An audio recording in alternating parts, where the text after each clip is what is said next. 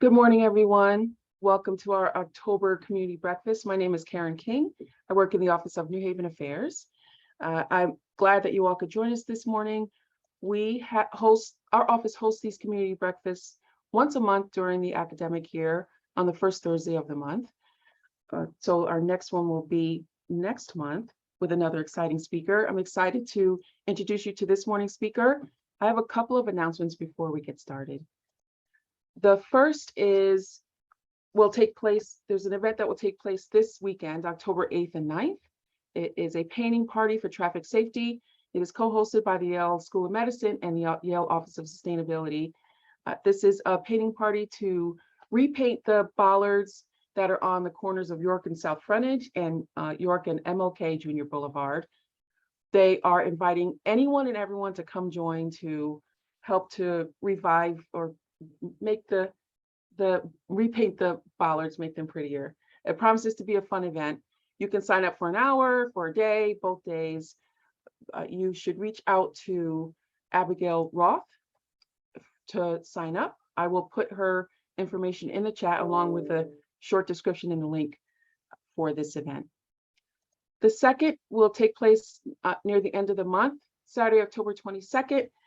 The 5th annual New Haven Chalk Art Festival will take place in two locations on campus. One is on Broadway Island and one is at the Yale University Art Gallery patio. If you've ever been to this event, you understand how amazing it is to see amateur and professional artists alike come out and paint their squares with these amazing creations. So it's a family-friendly event. We encourage you all to come join us. That's Saturday, October 22nd from noon to 4. Rain date is the following day, October 23rd. One quick announcement or one quick request from me. So I know it's early. People are still in their robes and slippers for the most part. But we do encourage you to turn on your screen because this is going to be a conversation with Dean Kerwin Charles. Not mandatory, and it's okay if you're drinking your coffee, eating your oatmeal. It would be great for you to see and be seen this morning. So we ask that you do that. Again, not mandatory. On to our speaker this morning. We are pleased to have Dean Kerwin Charles join us. Kerwin joined Yale in 2019 as the Indra K. Nuyi Dean and Frederick D. Wolf Professor of Economics, Policy, and Management at the Yale School of Management, otherwise known as SOM. Previously, he was the Edwin A. and Betty L. Bergman Distinguished Service Professor at the University of Chicago.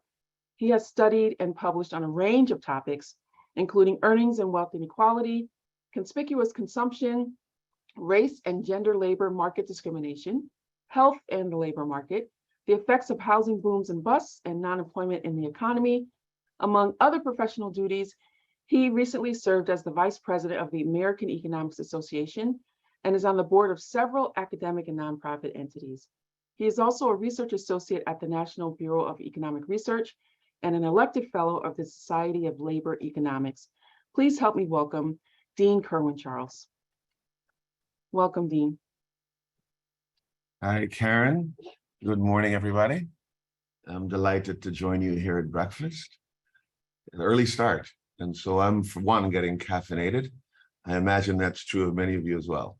So, as I say, I'm very happy to be here.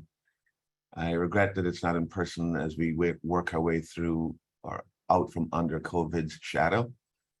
So we could get together over some coffee and bagels or something. But this is the next best thing. So I'm happy to be here. As Karen described, and as when this idea first arose, we thought it was emphasized that this would be a conversation. And so there will be, from me, no formal presentation. I'm not, slides and things like that. The idea is for me to get to know you, you to get to know me a little bit. It is hoped that just by describing why I came to Yale, who I am, what I do, thus and so, how I feel about this community that I'm learning more about day by day, what my hopes are for my time here, you'll have a better sense of me and what I hope to do in this position and during my time here at university. Let me begin with the first thing. Who am I? So, as has been mentioned, I'm Kerwin Charles. I'm an economist. Don't freak out. Don't turn off your camera and so on like that. My folk have a bad reputation in some ways. The dismal scientist, people call it. I understand why people say that. There's an unfair aspect of it, though, because in truth, economics is just thinking about constrained choice, about the fact that societies can't do everything they wish to do, that in order to do A, we must make some trade-off with B, that no matter how wonderful we think something is, it has to be achieved at a cost, that kind of thing. You will notice in the framing I just said that it becomes natural, therefore, for economists to talk about the limits of what it is a society or a firm or an individual can do. But that doesn't mean that economists lose sight of what the grand ambition is, achieving the most good in a firm, in a community, in a school that is achievable. I'm an empirical economist. And so I bring to my analyses over the course of my career, I study data. I run surveys. I design experiments, that kind of thing. In a few minutes, I'll talk more about my specific scholarship and how it interacts with my decision to be here at the School of Management in the first instance, and what the contours of my scholarship suggest about what I might do interacting with the city in which I now reside. I began my academic career at Michigan. So I live in a small town, Ann Arbor, for many, many, many years. I was very happy there, loved Ann Arbor. And if you'd asked me, I would have said, I believe I'm going to spend my whole career in Ann Arbor. I loved it so. I met my wife there for one thing, and I just liked the place. University of Chicago, after I got tenure at Michigan, made me an offer. And for an economist, there is a thing about Chicago.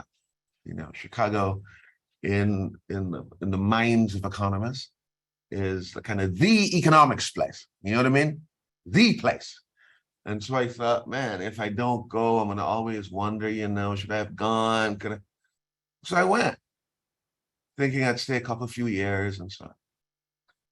And I stayed 15 years there. 15 very happy years. And yet again, I thought, well, this is it. I'm done. I love Chicago. It's a great big city. It's wonderfully diverse. It's full of culture and beauty and it's got problems. It's music. It's got great house music. It's got great jazz. I'm good. Somewhere in my time in Chicago, about 8 years ago, Yale University approached me to hire me here as a professor, to hire me as an economist here at Yale. And that was, I'd been to New Haven before on one-off visits. I given a talk here in 205 and 7 and 8, just come to give a normal faculty seminar. And on those visits, I would just spend a day, a day and a half and go home. But when Yale made me this offer to move here as a faculty member, the very first time, I sort of engaged with the town. I came and I walked around and spent more than that single day I mentioned. Yeah. I moved away just from being at the study, back to give the talk, to the airport, to go home. I walked around a little bit, you know what I mean? I believe it was on that trip that the very first time I had pizza here. And I thought, pizza's not bad. Chicago's got a different kind of pizza, as many of you know. It's a deep dish town. But I thought, I see what they're talking about. The pizza's not so bad. We ended up staying in Chicago. I liked my life and job there. I stayed there. About 5 years after that overture, the position of dean here at the School of Management became available. And Yale approached me again.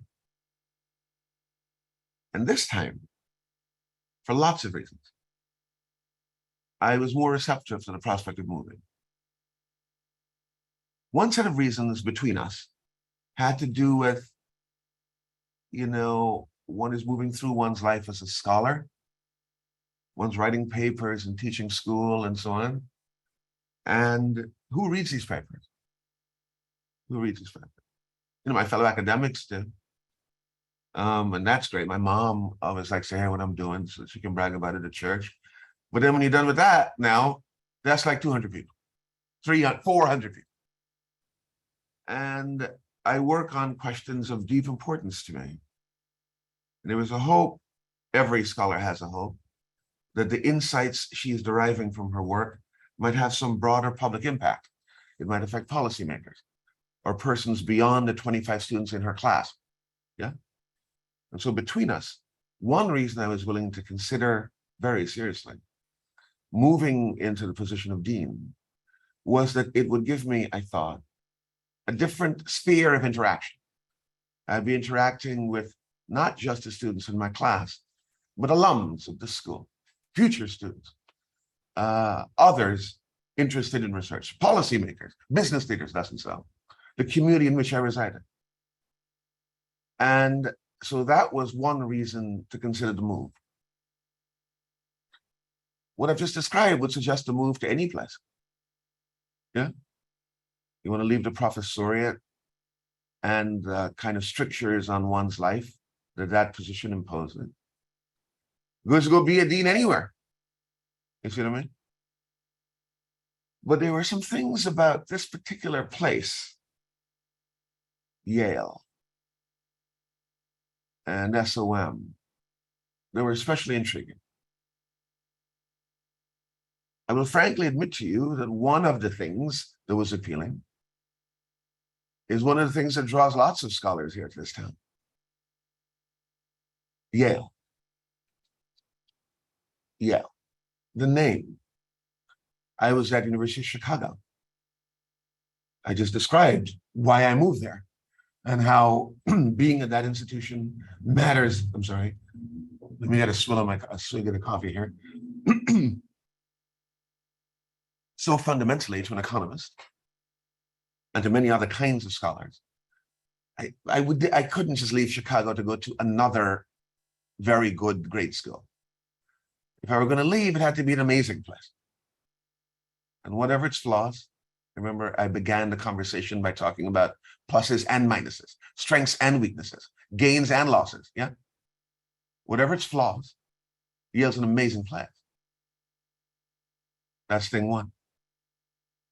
Thing two, the particular portion of Yale to which I was being recruited, that's School of Management, was, I thought from the outside, a very different kind of business school. For one thing, you will notice, it's not called a business school. You notice that? Harvard has a business school. You know how you know it's a business school? It's called Harvard Business School. You see what I mean? What's a place got a business school? That place is called thus and so business school. The Yale Business School, the place that produces MBAs and people who will make their life's work in business. It's called the School of Management. That's a curious choice. And from the outside, I was struck by the choice and wondered what it meant. Why'd they decide on it? Why that name? I learned that from its founding about 50 years ago, this school was organized around the idea that it would be wonderful for Yale to provide skills and training to persons who would assume leadership positions across multiple spheres. Business being perhaps the preeminent sphere, but not the unique sphere. You see? And so its aspiration at the dawn, so to speak, at the very beginning, was that we'd be providing skills here to all kinds of leaders. I wondered, having read that, whether it was mere talky talk or folk just chatting. So I went and I looked at the alums. And the roster of alums of this school is fascinating. Last week in this office, I was in conversation with one of our alums, one of our many alums, who runs a museum. Think about that for a second. The director of the New York Metropolitan Museum is a graduate of the Yale School of Management. Yeah? He's not the only kind of museum director or the only museum director to have graduated from this school. We have people who run nonprofits around the world. We have prominent business leaders, of course, hedge fund, private equity, marketing, all of that. And we are immensely proud of all of that. But you will notice that from the very beginning, the school has trained people who've assumed all kinds of leadership positions. We live in a state, the governor of which state went to SOM. We live in a town, the mayor of which town went to SOM. You see what I'm saying? So it's a different kind of business school. It intrigued me. I thought, wow, what an interesting way to conceive of what a great university should do vis-a-vis the provision of leadership skills. In fact, this aspiration is in the thing's motto. It says, the Yale School of Management, training leaders for business and society. Yeah. I like that. I like that. Because I care very much about not just business, which I care about a lot, but about society writ large. I like, too, the very peculiar and distinctive way the curriculum was organized here. So one way to ensure you're providing training for business and society is to put students in contact with the different modes of thought, the different technical skills that leadership requires, but do so in a deeply meaningful and interactive and connected way. That's in the school's curriculum. And so we will have, for example, at this school, our MBA students take a class that's co-taught by someone who does data-driven operations research with someone who does behavioral marketing and psychology. You see, that's throughout the school. This integrated curriculum, we call it, was a very distinctive thing.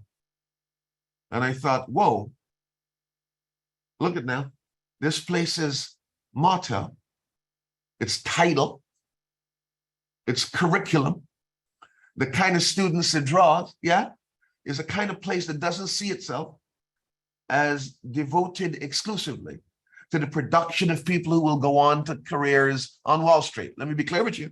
Ain't nothing wrong with a career on Wall Street. Don't misunderstand what I'm saying to you. But that's not all it's doing. I like that. And I liked it especially because of the nature of my work, which I'll talk about second. But where it's located. The place is located in a city that's fascinating. This is me, Kerwin, talking now from the outside. This is my first, I'm looking, should I move to this place? I'll tell you, was my wife excited at first about giving up our friends and life in Chicago and moving to New Haven? No, she was not. I'm gonna tell you plainly. She was like, we got a great life. What are we going there for? Yeah? It was a good question. Good question. So I said what you said. I said, we'll go, we'll discover it's not so bad. How bad could it be? And so on like that. Far from being bad. Far from being bad. It's been terrific. We live in New Haven. I walk to work every day. At least 3 times a week, I'm walking downtown, picking up stuff. I'm discovering new small restaurants every day. My friends back in Chicago say to me, how could you move away from a place that's got, I don't know, 41 whatever fancy Michelin restaurants to a place that I'm like, yeah, fine. How many times have I ever been to the 41? Here's the answer, 0 times. Yeah. Here's what you need. You need 3 good restaurants. And I have like 8 here in New Haven. And I even discovered other. I love the fact that when I go into a place now, people know me, you see. People recognize me. That doesn't happen in Chicago. I love the fact that when I go to pick up dry cleaning, it's easy to do. Yeah. I love the fact that I can find parking in the movie theater. You see what I'm saying? I like the fact, except I like the fact there's like 4 different places to get pizza, with everyone claiming they're the best. I won't tell you what my favorite is. I understand that's a fighting thing here in New Haven. But I do have a favorite. I love all that. Here's the other thing I love. When I walk around the town, if I go down to the green, as I'll do later today, I do that a lot every week. I see all kinds of people. You see? I see all kinds of people. I see people who look like me. I see African descended people. I like that. I see Hispanic people. I see whites around the. I see people who means. I see people not as blessed financially. You understand me? I like that. And I thought to myself, the chance to be resident in such a place, linked to a great university, connected to a school with this vision and aspiration I just described, in a town that's got this fascinating promise. Give it a shot. I give it a shot. It's been fantastic. We love it here. I'll tell you something. I was telling one of my friends the other day that if I said to my wife, look at now, let's move from New Haven, I have a problem. Yeah? She went kayaking with this group of women. They on one of the rivers here. You can go and I didn't know all the details of the thing, but how great is that? I could go on. Yeah. So we like it. We love the city. We understand. I, as a scholar, understand the city's problems. I'm not saying I have solutions for all of them, but some of the city's problems are obvious to me. I could see right away that there is poverty in the city. You can see it. You see. I can see right away there's segregation in the city. It's different from poverty. Remember this thing I said about seeing all kinds of people? But you don't see all kinds of people in every kind of place, if you follow me. Yeah? There are neighborhoods distinguished by income and race in the city. Yeah? I know that in the years past, thankfully, that condition is improving. There is issue of crime in the city and manufacturing decline and the consequent job loss and all that does. Yeah, I can see all that. These examples I've mentioned are interesting to me, not just as a citizen of the world, but as a scholar. I told you the nature and the methods used in my work, but I have not described the topics around which my research has centered for in my entire career. So my whole career, I have been, I don't know how to put it. I've been obsessed with, passionate about, maniacally curious about the sources of inequality and the methods by which they can be ameliorated or indeed eradicated. I refer here to inequality along all dimensions. An important feature of my work has been racial inequality. Black-white differences in earnings, for example, has been a big focus of mine among men. Recently, I've written lots of work about that. I've been very interested in the phenomenon of non-work, which is another dimension of inequality. And so when one looks at any big city or a medium-sized one like this MSA, it's not what is striking, is not the difference in wages. That's striking too, between Paul and John, what they earn per hour. That difference isn't striking. What's equally striking is the propensity, the fact that John and Paul, in this example, are very differentially likely to be working in the first instance, yet non-work.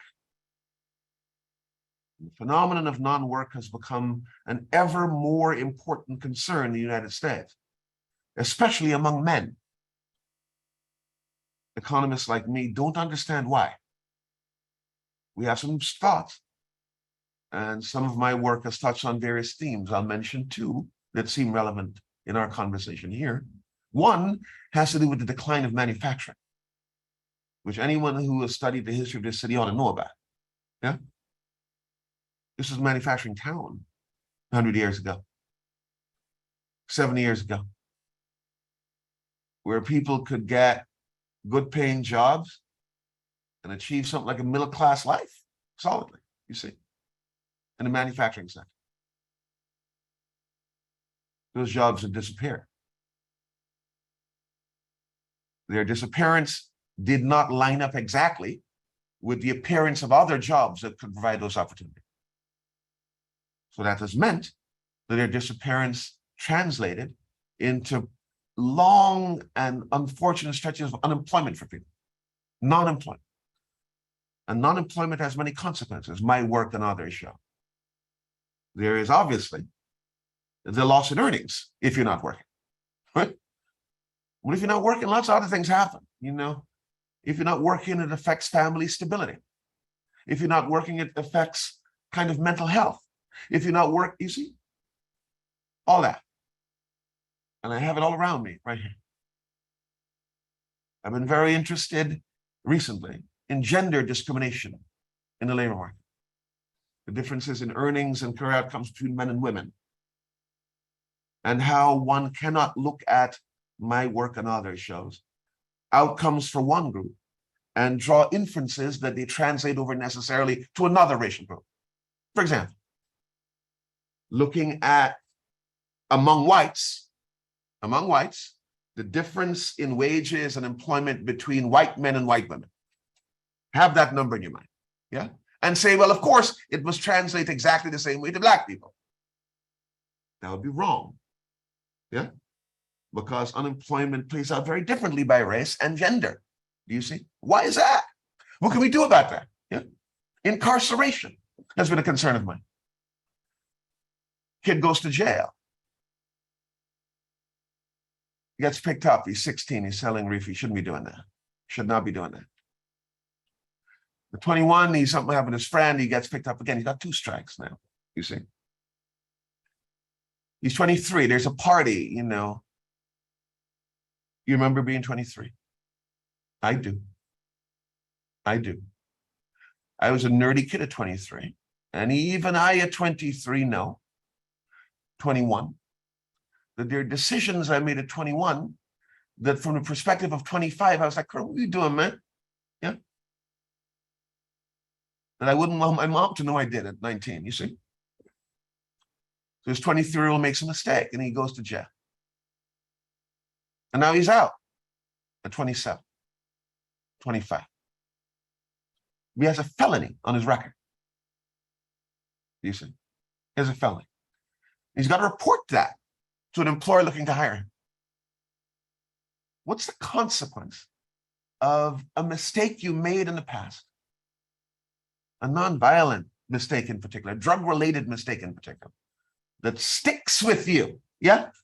Like some mark on your forehead. You can't get a job at a pizza shop. You can't get a job down the back. No, yeah, like that. I'm very interested in that concern. So these are some of the research themes that have interested me. Do you see? And I get to come to a place that cares about business and society. This place recognizes that in order to address these and other problems mentioned, there has to be cooperation, genuine interaction between the business community, yeah, and the citizens that surround said business. This place believes, and I believe with this place, that business should not see itself as merely selling to some disembodied people out there in the world, yeah, hiring some people. No, business is part and parcel of the community. It must leave its community better than it found it. It has to thoughtfully and productively engage with people. It's got to offer opportunity. I like that. It's got to be sensitive. And so if I hire people and impose a certain kind of rule, and the rule I impose, while not essential for production, adversely affects families, yeah? A business that has a multi-stakeholder perspective, as we call it here at the School of Management, would take that fact on board, do you see? That's the kind of thing we teach our students. That's the kind of thing that makes me excited in general to be the dean here at this school. So after coming on board, My timing, one might say, was terrible. Because shortly after I came on board, COVID. Remember that? Yeah. So I come on board, I moved to town in the spring of 2019, get my bearings, meeting people, bang, COVID hits. COVID hits in like that March, 9-10 months later. It is what it is. I wouldn't do anything different because in some ways, the challenge of COVID bound me closer to my team here at the school than would have more quickly, more speedily than would have occurred otherwise. I don't want to say I'm happy COVID happened, but I'm happy that the experience of COVID brought me in some ways more closely connected to the school, Yale, and the community, which I'll talk about in a second. I said to my community, there are many things we can continue to do. We'll seek to recruit the very best students to our school. Check, we're gonna do that, yeah? I'm gonna stick with that. We're gonna seek to make, I said, our school more affordable year on year. So I publicly announced a commitment to aggressively increase our financial aid here at the School of Management. A public commitment that was very, very, very expensive, yeah? And didn't necessarily thrill my fundraising team, but we're going to do it. Many other things. I said, let's do initiatives that aren't obvious B-school initiatives. Here's one. What about if, I said, we institute a program that helps train leaders in public education? So we have a new initiative here at our school, the Broad-Centered SOM, the goal of which is to train systems-level leaders in public education. It is funded by a generous gift. We have this week 30-something superintendents, people who are going to be superintendents ultimately here on campus. 2 weeks ago, we had another 30-something people, sitting superintendents drawn from all over the country, Sacramento and Memphis and Shreveport and like that. We're doing that here at our business school, at our School of Management. We're excited about that. But I also said, what about if we become the School of Business or Management most productively and respectfully engaged with its local community? What about if we do that? What if we try to do that? I said to the faculty, I said to the students of the School of Management, I said to Peter, the president, and the provost, and my brother and sister deans at Yale. I spent some time engaging with the city as part of the conversation about the Yale pilot. I was one of the Yale persons on the Yale side, as they call it. And that opportunity, over the course of a year, got me to meet and get to learn better the city's political leadership. Okay? As I've mentioned, the mayor is an alum, so that path was eased in some way. But it also gave me a different purview on the nature of the challenges and the problems. Do you see? So I came back and I said, look, I don't know what Yale's going to do. I know what we're going to do. We're going to do what I promised here at the school. I went to one of my donors, for example, an alum, and I said, what about if you help me support 2 students every year in perpetuity to have them help out down at City Hall with their econometrics and their data analysis and their regression scraping and so on. What about that? He said, done. I'm going to do it. Yeah. I met someone who runs an organization that's working on financial literacy among young people. I loved the conversation. And we are working on a partnership between his organization and mine here at the school, where our students will, under his auspices, engage with, as the city and others direct us, people in this, young people in the city, to teach them financial literacy. Yeah. What about if, I said, we make the doors of our school, everyone know where the school is, right? It's a beautiful building, I'm here to tell you. Some kind of beautiful building. Open up this building sometimes to conferences, to meetings, to gatherings of the city. over the last year or so, I think I have met something like, I certainly know it's been more than 25 meetings, yeah, with heads of local organizations, local nonprofits, business developers, young people, yeah, because I want to learn. I wish to help. But to be helpful requires mutually respectful engagement. I'll tell you a story. When I was in Chicago, I remember going to a conference about food deserts, right? And the faculty were brought, I was one of the 4 faculty members who went, and it was in this place, you don't know Chicago, Hyde Park is where University of Chicago is, and it was on the sort of extremely poor quarter of Hyde Park. And we're there, and these mothers come in, these young mothers, young people come in and so on like that, and the professors are there, and then it was a professor from the Chicago Medical School, and she gets up and she's saying to these people, this thing got this calories, that has that kind of calories, Cheetos has that much, whatever like that, she's saying. And if you do the regression, whatever, mathy stuff. And she says, in this warning tone. And so it's very imperative, that as much as the thing inclines you or you feel like it, the children should not be eating sweets after school or whatever like that. Good, she said. Research has shown that leads to them being obese and whatever like that and so on. Good. I'm sitting there, and there is a woman from the community sitting next to me. And she raised her hand, she stands up and she says, so I know about that, she said. I know that buying a milkshake or a Slurpee, isn't the best calorie, she said.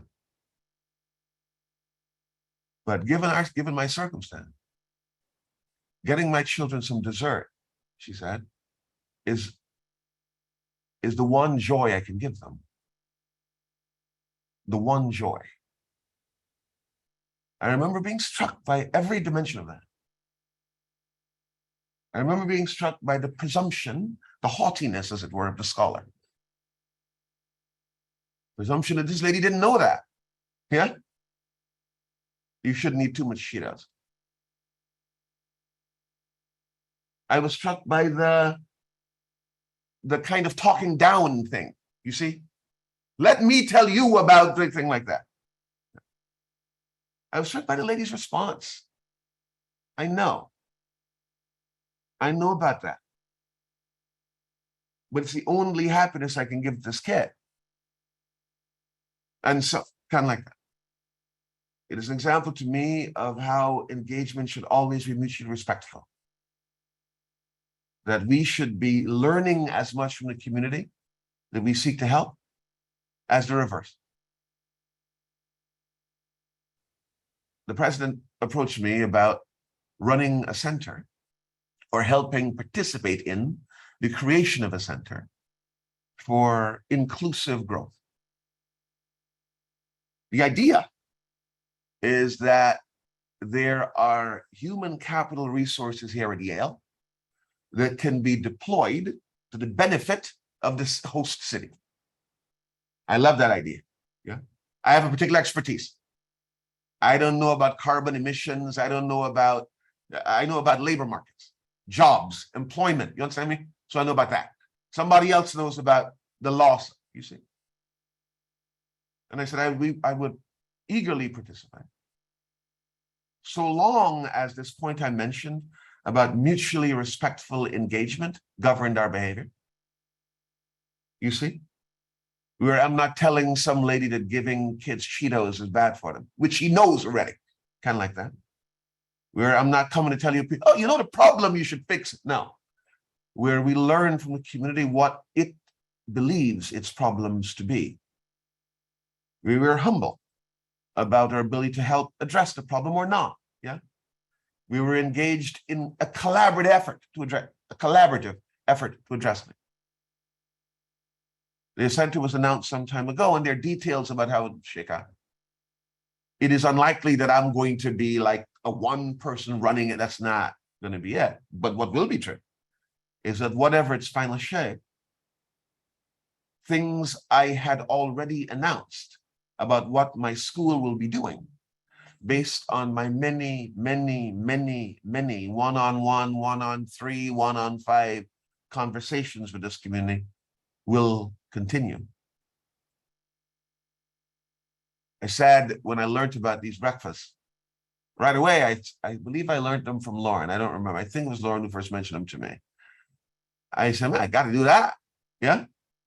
Because then I get to meet people and they can, we can talk and they can see if I'm for real and I can find out when I'm kind of like that. So I'm very, very happy to be here. I have gone on a little bit longer than I intended because I want to leave some space for questions. But I hope that gives you a sense about me, about the school I lead, about why I came here, what I feel about this town, about opportunities here, and about how I hope to benefit and make our school's activities more consequential by virtue of interacting with the community. So that's all I want to say. Karen, I'll just take some questions.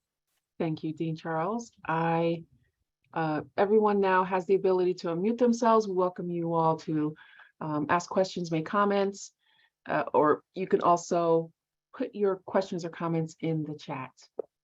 So you can raise your hand, or we're a polite group. You can just begin talking if you would like as well. Thanks again, Dean Charles. It's always great to, I heard wonderful things about you. It's great to hear from you a bit more about your background, and we're glad that you joined our community, both Yale and New Haven. Thank you so much, Karen. Ms. Shaw, you have to ask the questions first. Come on.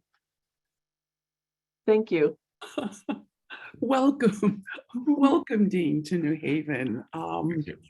And I'm glad you're doing an observation of us, because we really do need someone to come in who's not in the thick of the forest to be able to have an objective view without politics being involved.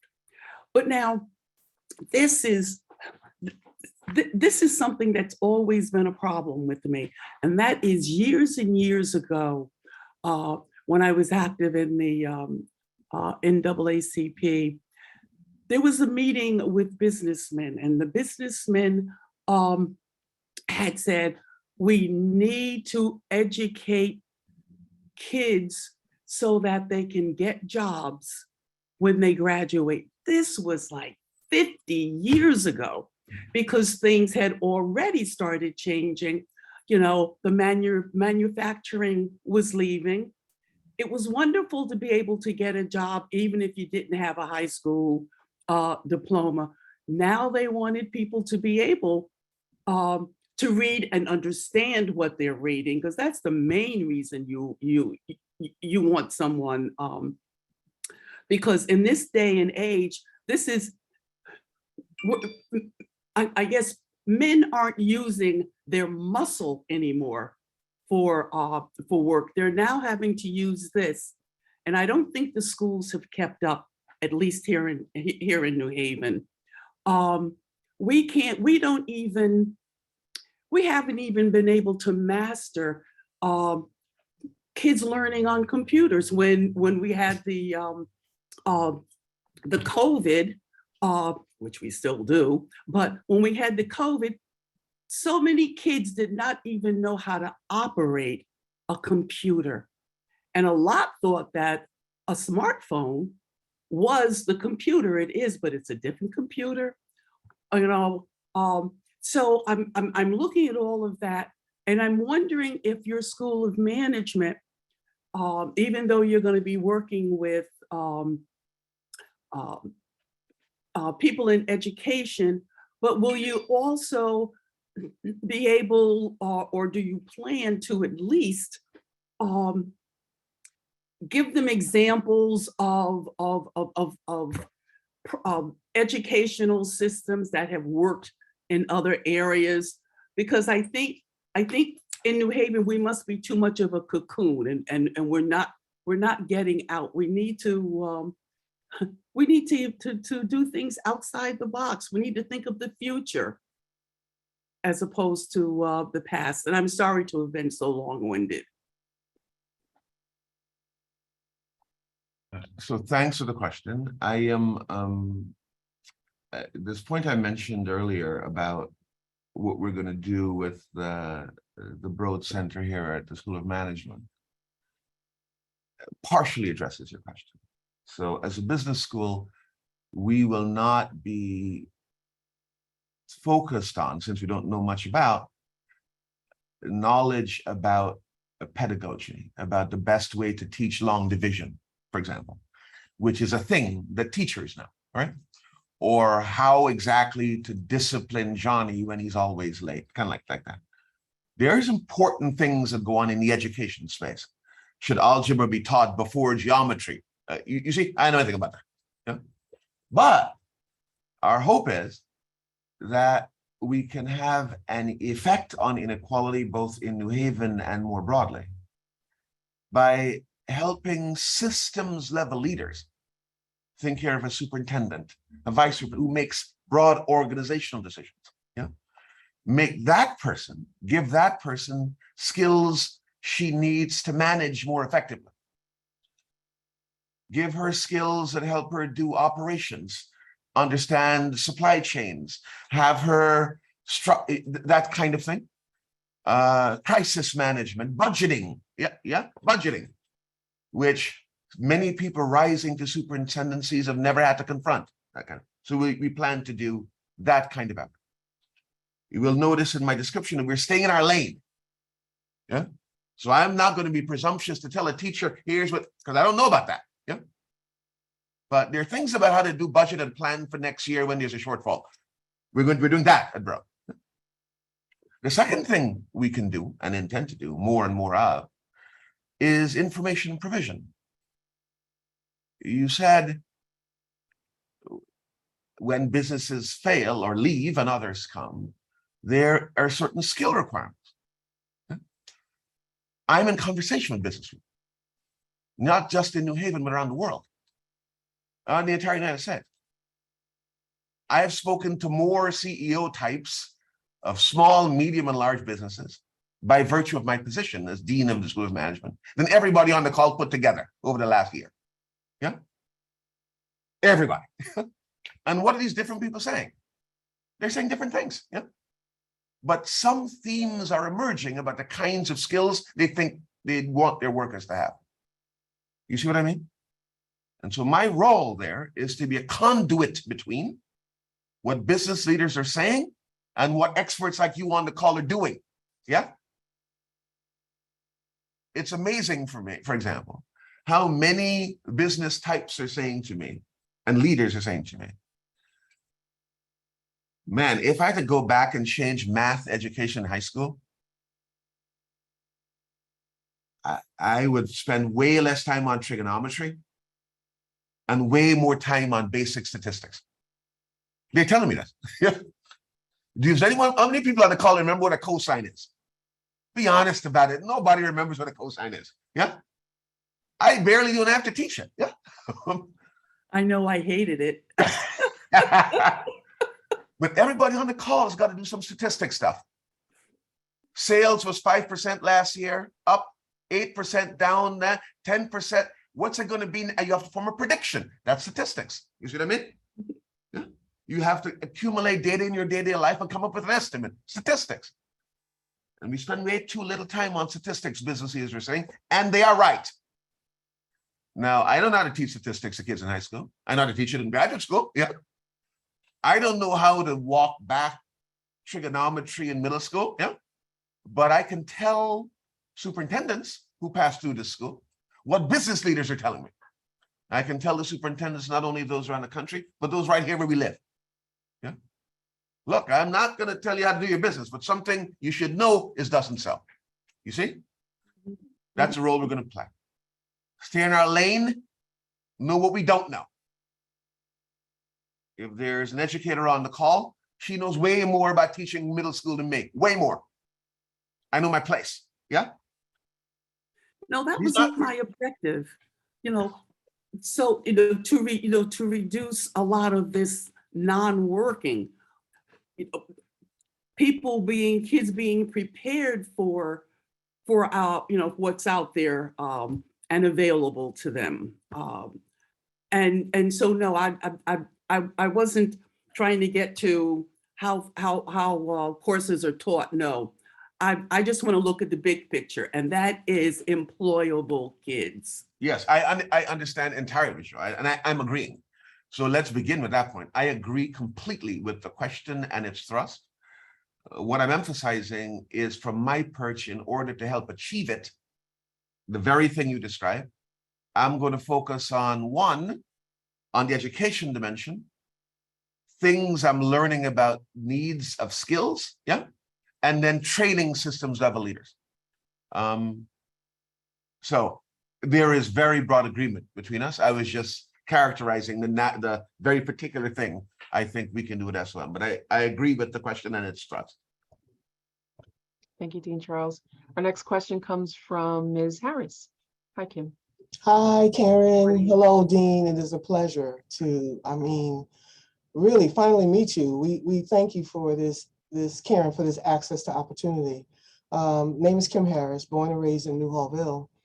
And I work here, I go to church here, I do everything here. I love my community. And I remember the day you came. I said, okay, we're gonna watch and we're gonna see. And you came in a non-judgmental manner. And I've been hearing some of the conversations, and my thought right now is more of a conversation or just a statement than a question. And it's more of a gratitude and thank you for, being a man of your word and standing by the things that you say that you once you've watched, that you're going to do. So we're grateful for them. We're sitting in it and we're watching, and we just want to commend you on speaking out and speaking up and helping us to level up. So we thank you for that. That's it for me. Thank you, Karen. Thank you so much. I have one plea I'm going to make at the end. I make it now. So I'm new here, right? So I don't know everybody, right? What are the rival high schools like, is there, who was the troublesome, I don't know. And so I care about history, but I don't like to be shackled by it. See? I don't want to be shackled by the fact that, it used to be the case back in, 75 that Yale and this other place, I have nothing to do with that.